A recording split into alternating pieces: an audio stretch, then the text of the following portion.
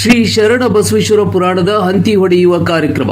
ಹೌದು ವೀಕ್ಷಕರೇ, ಆಲ್ಮೇಲ ತಾಲೂಕಿನ ಭೀಮಾ ನದಿಯ ದಂಡೆಯಲ್ಲಿರುವ ಪವಿತ್ರ ಪುಣ್ಯಕ್ಷೇತ್ರವಾದ ಸುಕ್ಷೇತ್ರ ತಾರಾಪುರ ಗ್ರಾಮದಲ್ಲಿ ಶ್ರೀ ತಾರಕೇಶ್ವರ ಜಾತ್ರಾ ಮಹೋತ್ಸವ ಹಾಗೂ ಶ್ರೀ ಶಟಸ್ಥಳ ಬ್ರಹ್ಮ ಮುರುಘರಾಜೇಂದ್ರ ಶಿವಾಚಾರ್ಯರ ಪುಣ್ಯ ಸ್ಮರಣೋತ್ಸವದ ನಿಮಿತ್ತವಾಗಿ 7 ದಿನಗಳ ಕಾಲ ಸಾಗಿ ಬಂದ ಮಹಾದಾಸೋಹಿ ಶ್ರೀ ಕಲಬುರಗಿ ಶ್ರೀ ಶರಣ ಬಸವೇಶ್ವರ ಮಹಾಪುರಾಣದ ಕಾರ್ಯಕ್ರಮದ ನಿಮಿತ್ತವಾಗಿ ದಿನಾಂಕ 8/4/2026 ಶ್ರೀ ಶರಣ ಬಸವೇಶ್ವರ ಹಂತಿ ಹೊಡೆಯುವ ಸಮಾರಂಭವನ್ನು ಶ್ರೀ ಬಸವರಾಜ ಸಿದ್ದಪ್ಪ ಬಿರಾದರ್ ಇವರ ಮನೆಯಿಂದ ಜೋಡಿ ಎತ್ತುಗಳಿಗೆ ಸಿಂಗರಿಸಿ ಬಾಜಿ ಭಜಂತ್ರಿಯೊಂದಿಗೆ ಮೆರವಣಿಗೆ ಮೂಲಕ ಹಂತಿ ಹೂಡುವ ಕಾರ್ಯಕ್ರಮವನ್ನು ಅತಿ ವೈಭವದಿಂದ ಜರುಗಿತು. 5 ಜನ ಮುತ್ತೈದೆಯರು ನಮ್ಮ ಹಿಂದೂ ಧರ್ಮದ ಸಂಸ್ಕೃತಿ ಪ್ರಕಾರವಾಗಿ ರೇಷ್ಮೆ ಸೀರೆ, ಹಸಿರು ಬಳೆ, ಹಣೆಗೆ ಕುಂಕುಮ ಧರಿಸಿಕೊಂಡು ಶ್ರೀ ಶರಣ ಬಸವೇಶ್ವರ ಪುರಾಣದ ರಾಶಿಯ ತೆರೆ ಮುರಿಯುವ ಕಾರ್ಯಕ್ರಮವನ್ನು ಅತಿ ವೈಭವದಿಂದ ನಡೆಸಿಕೊಟ್ಟರು. 7ನೇ ದಿನದ ಪುರಾಣದ ನೇತೃತ್ವವನ್ನು ಶ್ರೀ ಶಟಸ್ಥಳ ಬ್ರಹ್ಮ ಗುರುಲಿಂಗ ಶಿವಾಚಾರ್ಯರ ಅಮೃತ ಹಸ್ತದಿಂದ ಜಂಗಮ ವಟುಗಳಿಗೆ ಧರ್ಮಾರ್ಥ ಅಯ್ಯಾಚಾರ ಲಿಂಗ ದೀಕ್ಷೆ ಈ ಭಕ್ತಿಯ ಸೇವೆಯನ್ನು ಹಾಗೂ ಪ್ರಸಾದ ಸೇವೆಯನ್ನು ಶ್ರೀ ಮಲ್ಲಿಕಾರ್ಜುನ್ ಶಂಕರಪ್ಪ ಜೋಗೂರ್ ಅಚ್ಚುಕಟ್ಟಾಗಿ ಪ್ರಸಾದ ವ್ಯವಸ್ಥೆಯನ್ನು ಮಾಡಿದರು. ದಿವ್ಯ ಸಾನ್ನಿಧ್ಯವನ್ನು ಶ್ರೀ ಶಟಸ್ಥಳ ಬ್ರಹ್ಮ ಚಂದ್ರಶೇಖರ ಶಿವಾಚಾರ್ಯ ಗುರು ಸಂಸ್ಥಾನ ಹಿರೇಮಠ ಆಲ್ಮೇಲ ಅವರು ವಹಿಸಿಕೊಂಡಿದ್ದರು. ಪ್ರವಚನಕಾರರಾದ ಡಾಕ್ಟರ್ ಪಂಡಿತ ಪುಟ್ಟರಾಜ ಗವೈಗಳವರ ಶಿಷ್ಯರಾದ ಪಂಡಿತ ರತ್ನ ಶ್ರೀ ವೇದಮೂರ್ತಿ ವೀರಭದ್ರಯ್ಯ ಹಿರೇಮಠ ಯಂಕಂಚಿಯವರ ಅಮೃತವಾಣಿಯಿಂದ ಸಂಗೀತ ಸೇವೆಯನ್ನು ಜ್ಞಾತ ಕಾನ ಕೋಗಿಲೆ ಸಿದ್ದು ಕುಳೆ ಕುಮಟಗಿ, ತಬಲಾ ಚತುರ ಶ್ರೀ ಕಲ್ಲಯ್ಯ ಹಿರೇಮಠ ಕಾಚಾಪುರ್ ಅವರು ನಡೆಸಿಕೊಟ್ಟರು. ಅಧ್ಯಕ್ಷರಾಗಿ ಮಲ್ಲನಗೌಡ ಪಾಟೀಲ್ ಗುಂದಗಿ, ಮುಖ್ಯ ಅತಿಥಿಗಳಾಗಿ ಸಿದ್ದು ತಾರಾಪುರ್ ಗುಂದಗಿ, ಬಾಬುಗೌಡ ಬಿರಾದರ್ ಗುಂದಗಿ, ವಿಠಲ್ ಬಿರಾದರ್ ಗುಂದಗಿ ಹಾಗೂ ಸುತ್ತಮುತ್ತಲಿನ ಗ್ರಾಮಸ್ಥರು, ಗ್ರಾಮದ ಹಿರಿಯರು, ಮಹಿಳೆಯರು ಹಾಗೂ ಶ್ರೀ ತಾರಕೇಶ್ವರ ಸೇವಾ ಸಮಿತಿಯ ಸದಸ್ಯರು ಭಾಗಿಯಾಗಿದ್ದರು. Revanasiddayya Hiremath, MTV news Kannada, Almel. ಭಕ್ತರಿಗೆ ಒಲಿತಾನೆ ಹೊರತಾಗಿ ನೀ ಬಂಗಾರದ ಮೂರ್ತಿಯನ್ನು ಮಾಡಿಸಿಟ್ರೆ ಅವನು ಒಲೆಯಂಗಿಲ್ಲ. ಅದಕ್ಕೆ ಅವ್ರು ಏನ್ ಮಾಡ್ಕೊಂಡ್ರೆ ಅಂದ್ರೆ, ಇದೇನಂದ್ರೆ ಈ ದೇಹವೇ ದೇಗುಲ, the body the Sydney, my legs are pillars ಅಂತಾನವ. ನಾ ಕಡು ಬಡವ್ರಿ, ಮುಂಜಾನೆ ದುಡಿದು ಬರ್ಬೇಕು, ಮಧ್ಯಾಹ್ನ ಊಟ ಮಾಡ್ಬೇಕು, ಮಾತ್ರ ರಾತ್ರಿ ಇಲ್ಲ. ಅದಕ್ಕೆ ನನಗೆ ಈ ದೇಹಕ್ಕೆ ಮೈ ಲೆಗ್ಸ್ ಆರ್ ಪಿಲ್ಲರ್ಸ್. ಈ ಲೆಗ್ಸ್ ಏನದಾವಲ್ಲಿ ಕಾಲುಗಳೇ ಕಂಬವನ್ನಾಗಿ ಮಾಡಿಕೊಂಡು, ಈ ದೇಹವೇ ದೇಗುಲವನ್ನಾಗಿ ಮಾಡಿಕೊಂಡು, my hand full of gold, ಬಂಗಾರದ ಕಳಸ ಇದೆ. ಒಳಗಿರುವಂತಹ ಚೈತನ್ಯ ಸ್ವರೂಪವಾದ ಆ ಜೀವಾತ್ಮ ದೇವರಿದ್ದಾನೆ ಗರ್ಭಗುಡಿ ಒಳಗೆ. ನಾನೇ ನೀನು, ನೀನೇ ನಾನು ಅನ್ನುವ ಭಾವನೆಯನ್ನು ಇಟ್ಟುಕೊಂಡು ಬಹಳ ಸತ್ಯ ಶುದ್ಧ ಕಾಯಕವನ್ನ ಮಾಡಿರತಕ್ಕಂಥವನು ಹಸಿವಿಯಿಂದ ಬಡಲುತ್ತಾನೆ ಅಂತಂದ್ರೆ ನಮ್ಮ ಶರಣರವರು ಕಿವಿಯಿಂದ ಕೇಳೇ ಇಲ್ಲ. ದೊಡ್ಡ ದೊಡ್ಡ ದೊಡ್ಡ ದೊಡ್ಡ ಏನು ಕೆಲಸ ಮಾಡೋದು ಬೇಕಾಗಿಲ್ಲ. ಹಸಿದವರಿಗೆ ಅನ್ನ ನೀಡಿ ಸಲುವಾಗಿ ಅಂದಿನಿಂದ ಹಿಡಿದು ಇಂದಿನವರೆಗೂ ಸಮೇತವಾಗಿ ಅವರ ಸಾಧನೆ ಉಳಿತಲ್ಲ, ಅವ್ರ ಸಾಧನೆಯನ್ನು ಮಾತನಾಡ್ತಾ ಇದ್ದಲ್ಲ, ಸಾಧಿಸಿದವನು ಮಾತನೇ ಆಡಲಿಲ್ಲಲ್ಲ, ಅವನ ಸಾಧನೆಯನ್ನು ಮಾತನಾಡ್ತಾ ಇದ್ದಲ್ಲ. ಸಾಧಿಸಿದವನು ಮಾತನಾಡಬಾರದು, ಸಾಧನೆಯೇ ಮಾತನಾಡಬೇಕು. ಆದರೆ ನಮ್ಮ ಶರಣರು ಇಲ್ಲ ಇಲ್ಲಂತೀರೇನು, ಅದ ಹಂಗ ಮಾಡಬೇಕು.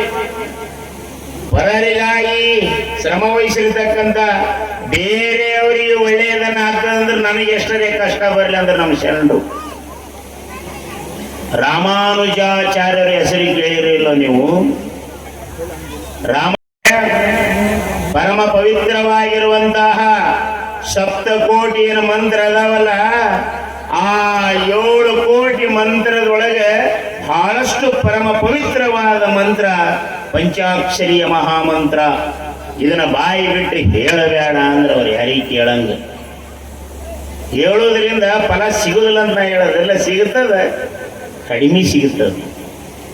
100ಕ್ಕೆ 100 ಸಿಗಬೇಕಾಗಿತ್ತಂದ್ರೆ ಮನದೊಳಗನೆ ಮತ್ತೆ ತುಟಿ ಅಳಗಾಡ್ಸಂಗಿಲ್ಲ, ಬಾಯಿ ಬಿಟ್ಟು ಹೇಳಂಗಿಲ್ಲ. ಬಾಯಿ ಬಿಟ್ಟು ಹೇಳಿದ್ರೆ 50%, ತುಟಿ ಬಿಟ್ಟು ಹೇಳಿದ್ರೆ 25%. ಹೌದ್ರಿ? ಮತ್ತೆ ಮನದೊಳಗೆ ಅಂದ್ರೆ 100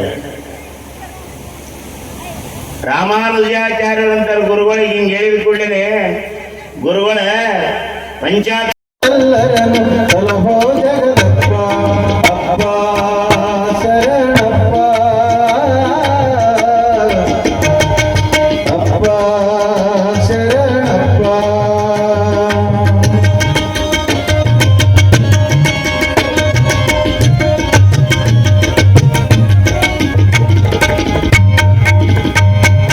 ಕಣ್ಣಿಲ್ಲದವರಿಗೆ ಕಣ್ಣು ಕೊಟ್ಟ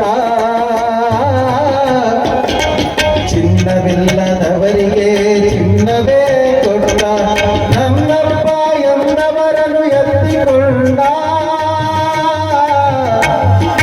ನನ್ನಪ್ಪ ಎಂದವರನ್ನು ಎತ್ತಿಕೊಂಡ ನನ್ನ ಮಕ್ಕಳಿವರೆಂದು ನನ್ನ ಮಕ್ಕಳಿಗೆ ಕೊಟ್ಟ ಅಪ್ಪ ಶರಣಪ್ಪ ಅಪ್ಪ ಶರಣಪ್ಪ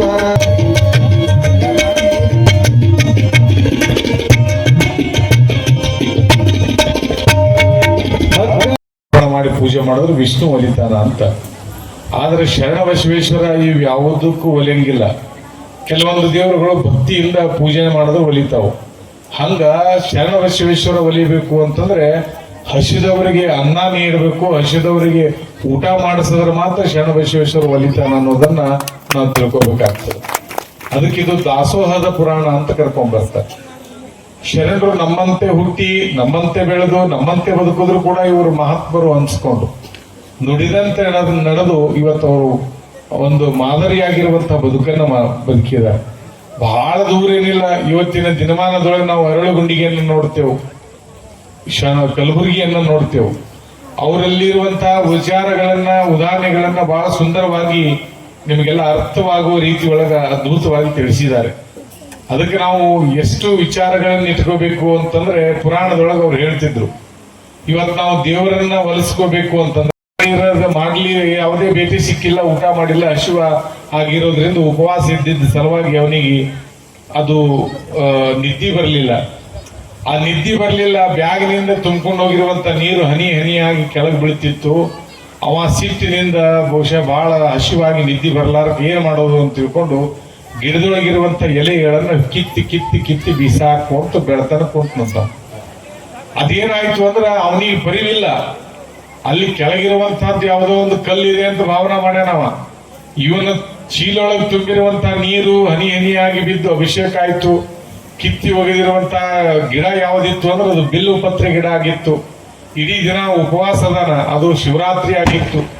ಇಡೀ ದಿನ ರಾತ್ರಿ ಎಲ್ಲ ಬಿಲ್ಲು ಪತ್ರೆಯನ್ನ ತೆಗೆದು ಪರಮಾತ್ಮನ ಮ್ಯಾಗ ಹಾಕಿ ಪೂಜೆ ಮಾಡಿದ ಮ್ಯಾಗ ಅವಾಗ ಇವನ ಭಕ್ತಿ ಪರಮಾತ್ಮನಿಗೆ ಸಮರ್ಪಿತವಾಗಿ ಬೆಳಗ್ಗೆ ಎದ್ದು ಪರಮಾತ್ಮ ಪ್ರತ್ಯಕ್ಷ ಆಗಿದ್ದ ಅನ್ನುವಂಥದ್ದನ್ನ ಬೇಡರ ಕಣ್ಣಪ್ಪ ನಮ್ಮ ತಾರಾಪುರ ಗ್ರಾಮದೊಳಗೆ ಒಂದಾದ್ರೆ ಇನ್ನೊಂದು ಹಾಂಗಲ್ದೊಳಗೆ ನಡೀತದೆ. ನಾವು ನೋಡ್ಬೇಕು, ಯಾಕಂದ್ರೆ ಬಹಳ ಅದ್ಭುತವಾಗಿರುವಂತಹ ದೇವಸ್ಥಾನ ಇದೆ. ಬಹಳ ಅದ್ದೂರಿ ಆಗಿರುವಂತಹ ದೊಡ್ಡ ಪ್ರಮಾಣದೊಳಗೆ ಜಾತ್ರೆ ಮಾಡೋದನ್ನ ನಾವು ನೋಡ್ತೇವೆ ಅಲ್ಲಿ.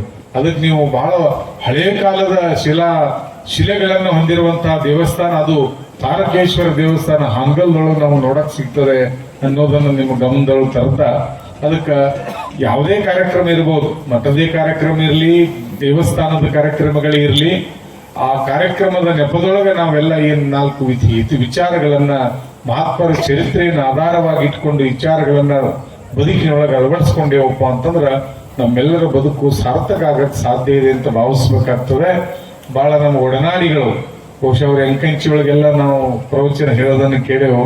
ಅದಕ್ಕೆ ನಿಮ್ಮೆಲ್ಲರಿಗೂ ದೊರೆತಾರ ಅವರು ಬಹಳ ಅದ್ಭುತವಾಗಿ ಆಧುನಿಕ ವಿಚಾರಗಳನ್ನ ಬಹಳ ಸರಳ ರೀತಿ ಒಳಗ ನಿಮ್ಮೆಲ್ಲರಿಗೂ ಅರ್ಥವಾಗುವಂತೆ ತಿಳಿಸ